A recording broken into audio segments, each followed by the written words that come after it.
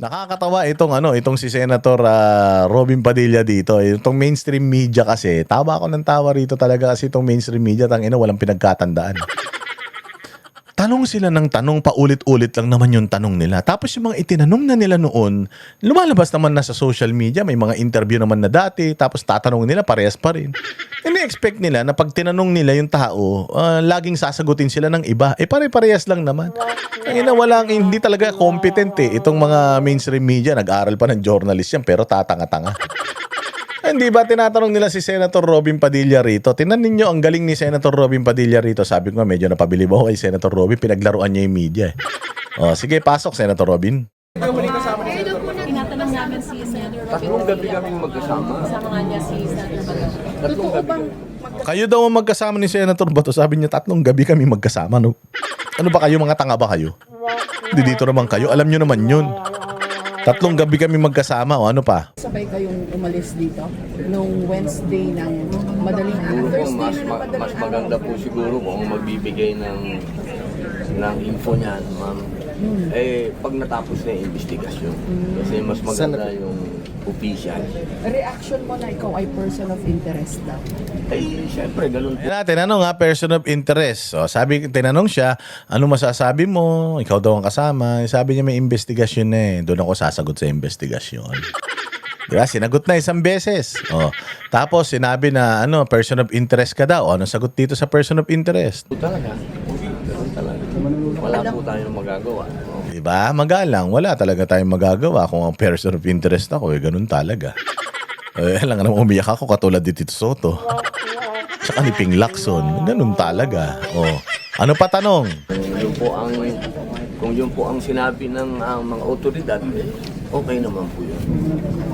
Sir, ikaw doon nagsakay kay Sen Bato, totoo ba?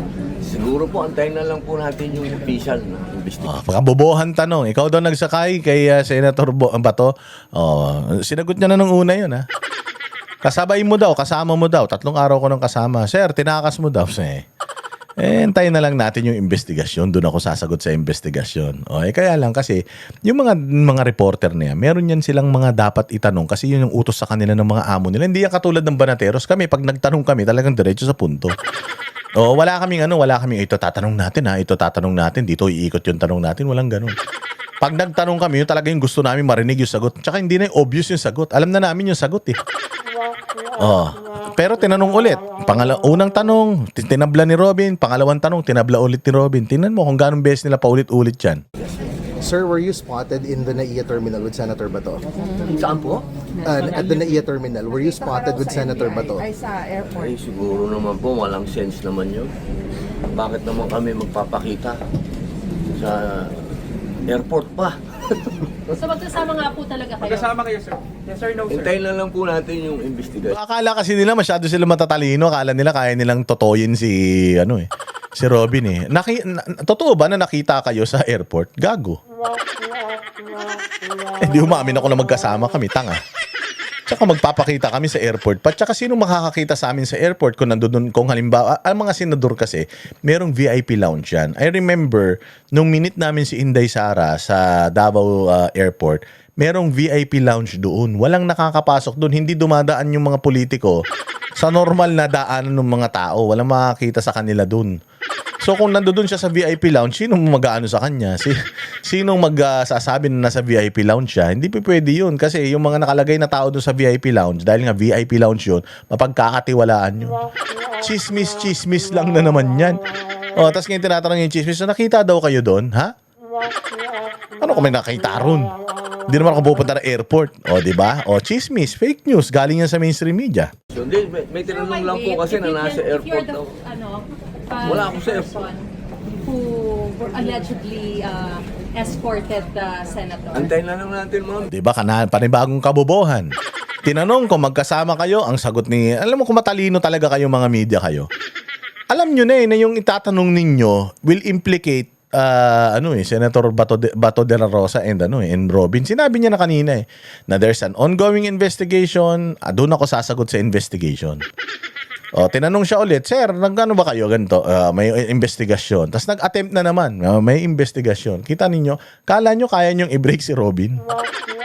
Hindi nyo kayang i-break si Robin Padilla kahit ganyan niya. Nakala nyo kasi masyado nyo minamalit. Mas matalino sa inyo. Kaya nga siya senador. Kayo, putang ina ninyo eh. Hanggang ngayon, mga amoy pawis pa rin kayo ng mga reporter eh. Habol pa rin kayo ng habol sa politiko. Yung Sir, ang investigation. dahilan bakit kailangan maghintay? Siyempre po kasi may official na investigation. Bobo eh, no? Anong dahilan? Ba't kailangan pa kami mag-intay? Putang ina nyo, investigador ba kayo? Sinabi na nga niya na may investigasyon eh. Di ibig sabihin, official yun. Kailangan nyo talagang mag-antay. Gusto sumagot pa sa inyo? Ang ina ninyo, kung ako nga kay Robin Padilla, hindi na ako nagpapa-interview sa mga ulol na yan eh. Kaya na kahit naman anong sagot mo sa mga yan, sisirain ka pa rin naman ng mga yan sa mga media network nila eh. Di ba? Pero goods ka dyan, Senator Robin. Mahusay ka. Siyempre, paggalang po yun sa otoridad. Pero sir, aaminin niyo lang naman o i-deny? Kasi mas maganda. Tangina mo, ba't mas marunong ka? Paasawa ka niya? Aaminin mo lang naman o i-deny. Ano yan? Interpellation? Ano yan? Interrogation? O eto ka, pakyo ka. O okay, Robin Padilla, eto ka. Sino ka? Putang ina mo ka. Pinapasahod mo ko? Tapos sasabihin mo, tax namin papasahod. Tax mo papasahod sa akin. Di singilin mo rin si Martin Romualdez at si Bongbong sa mga ninakaw nila. I don't owe you an explanation. Sinabi ko na nga eh. Na rumirespeto ako sa proseso eh. May investigasyon na. Gusto mo sagutin ka pa. Hindi. Sino ka? Utangin na ka. Anong channel yan? Robin Padilla. Sabi mo sa akin para banata natin araw-araw. Ay ng mga iyakin ng mga reporter, no, hindi nila makuha yung sagot nila. Kasi nga, pagka wala silang sagot na maayos na nakuha, wala silang sweldo.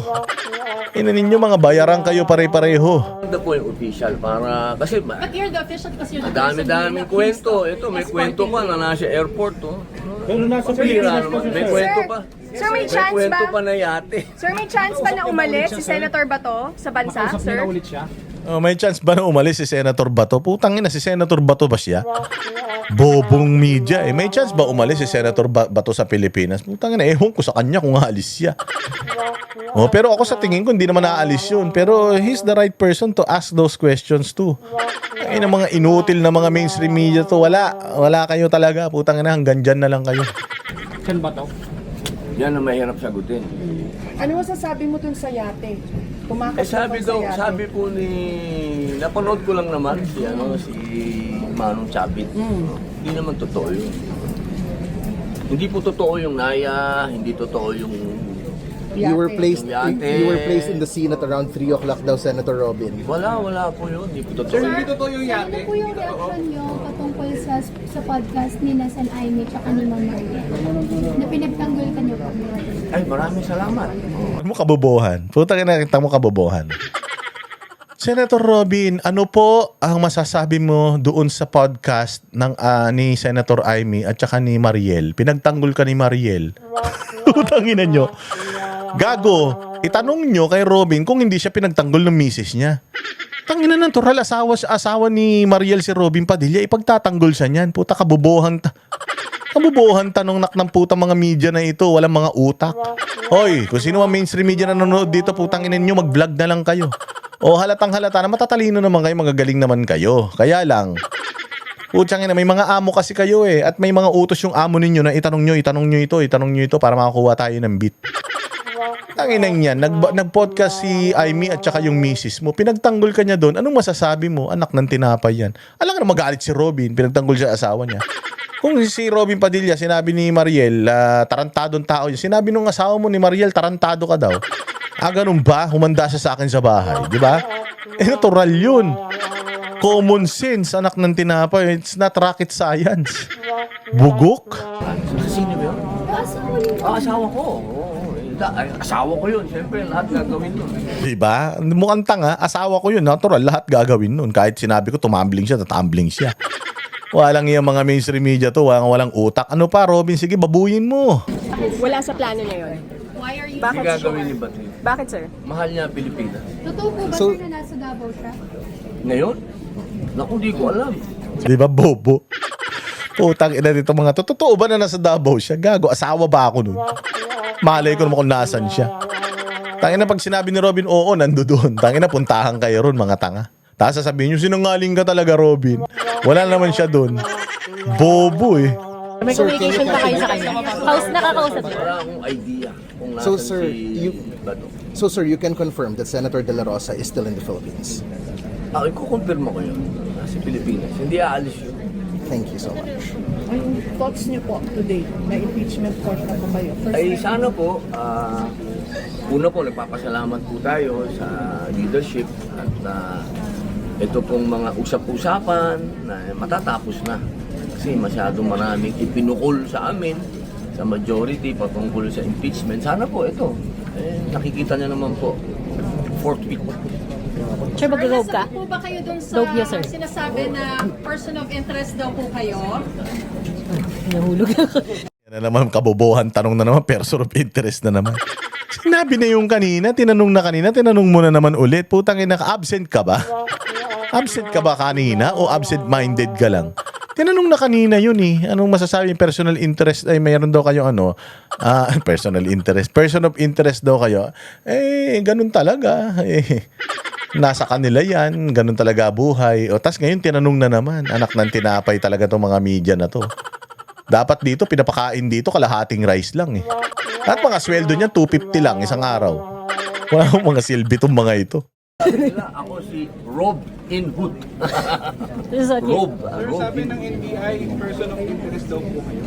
Wala po tayong magagawa. Irerespetuhin po natin. Otoridad. Ang ina, 3 beses tinanong. Isang beses nagtanong babae, tas ngayon naman lalaki, anak ng tinapay talaga. Ang ina tong mga to. Buti pa kami, inutusan bumili ng suka, naging vlogger, tapos naging 2,000 yung mga follower. Etong mga to, putang ina niyan, tagal-tagal na nag-reporter, mga tanga pa rin. Kailangan niyo po umalis ng Senate pa. If he's protected here, bakit umalis pa po siya ng Senate? Putang ina niyan, no. Ba't daw kailangan pa umalis ni Robin sa Senate? Puta, hindi naman siya dyan nakatira. Walang hiyang mga tanong niya, no. Pang grade 1 eh. Siguro po si Bato lang makakausap niyo dyan. Tungkol dyan. Kasi ako, umuwi lang ako ng bahay. 3 araw na akong nahanap ng asawa at anak. Senator Padilla. Kayo daw nagmaneho for Senator Bato. Nako, tayo na yung investigasyon. Senator Padilla. Bakit nako-confirm niyo po na hindi totoo yung Nakakahiya nangyayari kasi, sa atin? nakakahiya na sa inyo pa ako nauna. Mas maganda sa investigasyon ako magsalita. Pagkatapos ko sa investigasyon, tsaka ako nakakahiya naman sa otoridad.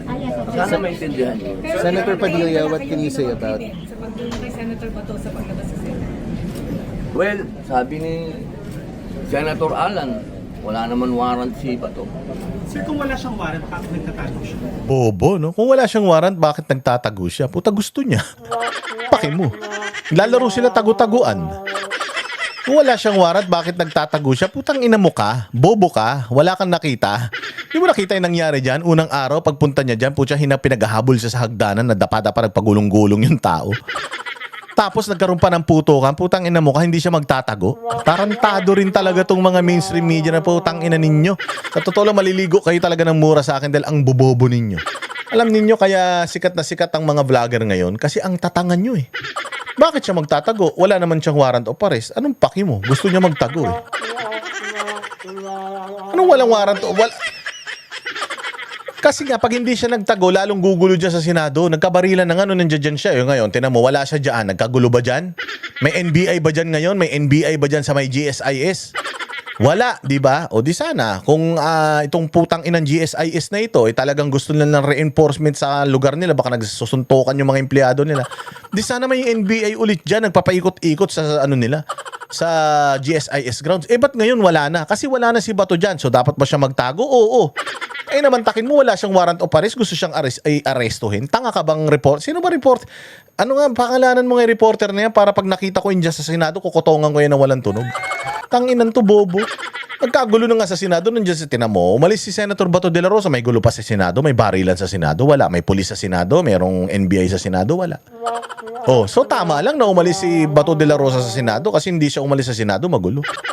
Tarantado rin to eh. Sa kidnapper. Oh, nagtatakot siya sa kidnapper. Sinong kidnapper? Sinong kidnapper? Maang-maangan pa kayo, gago si Bongbong. Kinidnap nga si Pangulong Duterte eh. Yun nga ang tawag dito, ang finofloat na information, kinidnap si Pangulong Duterte, walang warrant of arrest sa Pilipinas, pinadala sa dahig eh. Ikaw ba gago ka, gagawin yung ginawa kay Pangulong Duterte? Hindi ka kakabahan sa sitwasyon mo? Ay, ng mga reporter na, sinong kidnapper? Sinong kidnapper? Ulol. Tangina nyo, alam nyo kung sino yung kidnapper. Mga ulol, kasapakat kayo. The ordinance says pwede pong ipadala siya sa The Hague, RA 1951. Sila, RA 9851 na naman. Puta, site ka ng site ng RA 9851, di nyo naman alam kung anong laman niya. Okay nang ina ninyo mga reporter kayo, magtanong nga lang ng matanong kay Robin Padilla, hindi nyo magawa eh. 9851, 9851, di mo kayo mga abogado, mga ulol. O anong masasabi ni Robin Padilla dun sa 9851 na tanong netong tangang mainstream media? kaya mo na yung mga lawyer maglaban-laban dyan. Kaya mo na yung mga lawyer, maglaban-laban niya. Ikaw, reporter ka lang, mag-isip ka ng maayos na tanong sa mga i-interviewin ninyo. Papakialaman mo yung 9841 RA 90, di ka mga abogado. Nandoon na yun sa may Supreme Court, pabayaan mo sila magtalo-talo doon, wala kang alam doon, bobo ka. Ako, gaganunin ko yan eh. 98, ano ba pagkakaintindi mo doon? Sa ano na yun? Sa batas na yun? O, kung hindi mo naiintindihan yun kasi hindi ka abogado, huwag ka na magtanong doon, di rin ako abogado eh. Basta ako, si Bato ayaw niyang makita. Oh, di ba? Panis. Panis kayo. Yan ang panatero, walang inuurungan.